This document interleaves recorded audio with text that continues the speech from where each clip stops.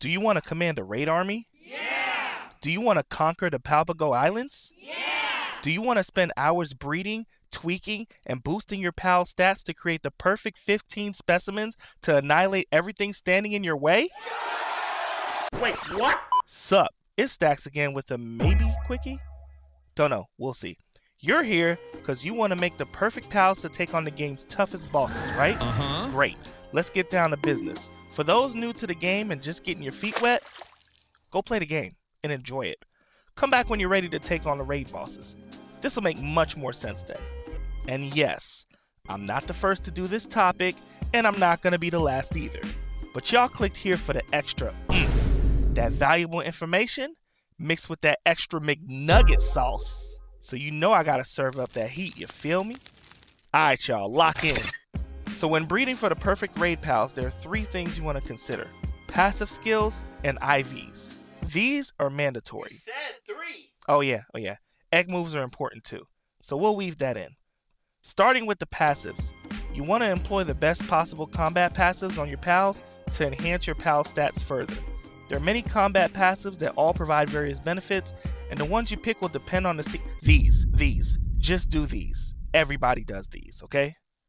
If you're making a raid army with raid pals like Bellanoir, replace Legend with their specialty passive, usually one of these. That's really it for passives. The biggest thing you want to pass down is these hands on that subscribe button. Yeah, I said it. Do it all. Jump it. Jump that sub button. Beat it up. Kick it. I want to see it gray in the face. Okay, that's it. Now, move on to the like button. Do the same. Go. Where was I? Oh yeah. You want to focus on passing down Demon God and Legend to the pals through breeding, because you could get Musclehead and Serenity from the pal surgery table later. For raid pals like Bellanoir or Xenolord, replace Legend with their exclusive passives. If you don't see Musclehead or Serenity in the surgery table, you'll have to unlock it by getting the implants.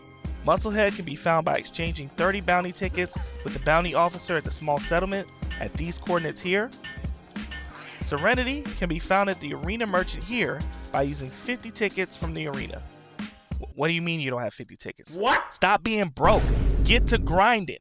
So except for the raid pals, you can pass down Legend and Demon God to basically any pal easily. For the raid pals, however, you either have to channel your inner Vegas and hope that Dr. Braun decides to be a good surgeon that day, or you gotta get your cakes up, because your raid pals are gonna have to get busy until one of them decides to become a Jean Grey and mutate Demon God on itself. Moving on. IVs are the next thing to consider. I'ma keep it 100. You're gonna want to keep it 100. That was cheesy, huh? Yeah, I thought so. Anyways, let's move on. More on IVs later, but for now, just have a good amount of these in your inventory to utilize later. What? You don't have any? No worries. All you gotta do is summon this Eternal Fireball from the Underworld, the Ultra version, and play whack-a-mole with his head until he gently hands you 2 random IV fruits. Why Ultra? 3 reasons. He's the easiest Ultra that drops 2 fruits, you can do it in under 2 minutes with almost any decent raid army, and he drops another Ultra tablet after you beat him so you can start another match immediately. Pro tip, take 2 Blazamut Ultra slabs, dedicate a separate raid base for farming this battle it on the base instead of the raid arena just to save some clicks. As soon as you activate the slab and the raid starts, build another summoning slab across the base at the same time and put that slab in. That battle should take 2 minutes tops. Beat it, and then as he loses, immediately activate the slab and you're right into another battle. Collect the fruits and keep it pushing. Okay, egg moves are last on my list. So here are some of the more popular exclusive egg moves and the pals that can pass them down. There are probably a few more, but whatever, let's move on. So you have 3 different components to the perfect pals. You got the egg moves, you have the passives, and you have the IVs. So how do we put this all together? Here's what I do. First, I make sure I have a breeding base worthy of doing projects in. You can go bare bones, or you can make a base like this one I have here in that video. Go check it out. Shameless plug. But the point is to make sure you have at least 6 breeding farms, because you're going to run through many omelets here. What? Also, cakes. Get a lot of cakes. I work on passing the passives. Passing the passives. Wow. passing the passives first, and the egg moves second. But I do them in tandem. So I'll take a pal that I want to use for a raid army, and I'll find a combination of pals that have the passives I want and the move I want, and breed them down until I get the raid army pal with my desired passives and move. Skip this with the raid pals like Bellanoir once again, because you can't pass moves down on it. For example, my recent Shadowbeak army I worked on required me to pass down Demon God, Legend, and the Poison Shower move. I used my Astagon that already had both Legend and Demon God that I passed down for my Jet Dragon and Grizzbolt, while simultaneously passing down Poison Shower for my Prunelia here up the chain to my Kitson. Then I breed Kitson and Astagon until I got 2 Shadowbeaks with Poison Shower as well as the Demon God and Legend passives. Couple things to help here.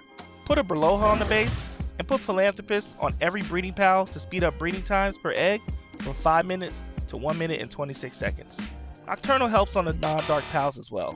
Also, don't do any base work while doing so. When you put the pals in your party to modify the passives in the pal surgery table, you don't want them to level up and increase the amount of potential moves passed up in the chain. Keep them as close to level 1 as possible during this process. Also, condense the fodder. Fodder is any pals that aren't perfect. I'll explain that later.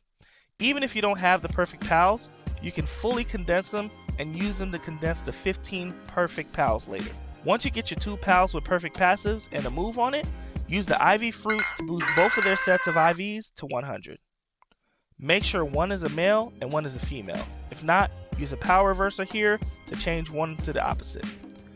These are your first 2 pals that you will use in your raid army. I will call these perfect pals, meaning they have the exclusive mood, Demon God and Legend passives, and all 100 IVs. Side note, before I forget, while you're doing this entire process, run the PAL Genetic Research Laboratory Expedition at the PAL Expedition Station. You can unlock it by beating the Victor and Shadowbeak Tower boss on hard mode, located here. We will need those in the end, so it's best to simultaneously farm those while doing all this breeding. Okay, back to the main news. You will breed 2 perfect pals until you get more perfect pals. This will take a while. More often, you'll get 2 pals that have the passives and the perfect IVs, but not the egg move. I will refer to them as perfect IV pals. Keep those for now and split the 2 perfect pals into different breeding farms and pair them with the perfect IV pals. As you get more perfect pals, you're going to pair them with perfect IV pals until all 6 breeding farms or more have this combo. The 6 perfect pals are also going to be part of your raid army when you finish everything.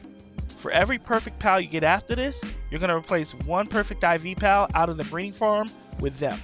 Eventually, you'll have 12 perfect pals in those 6 farms.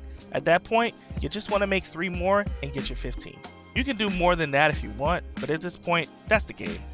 Once you get all the pals you need, use all the fodder pals that you should have been condensing the whole time and condense those into the perfect pals. You only need 1 fully condensed fodder pal per perfect pal, and by now, you've probably fully condensed at least 15 of them. So your work here is done. Make sure at the end to put Musclehead and Serenity on those raid pals, and you're good. The last thing you want to do is take those perfect pals and apply these amount of pal souls to boost your HP, attack, and defense stats by 60% each. If you have Kinship Peaches, you can max out their trust too, but that in my opinion is overkill. Basically at this point, I guess doing all this is overkill too, but hey, it is what it is, you know? If you don't need to pass down the egg moves, this is much faster. But do it anyways, because why not? We're already min-maxing out here, okay? Might as well go all the way home. Home run!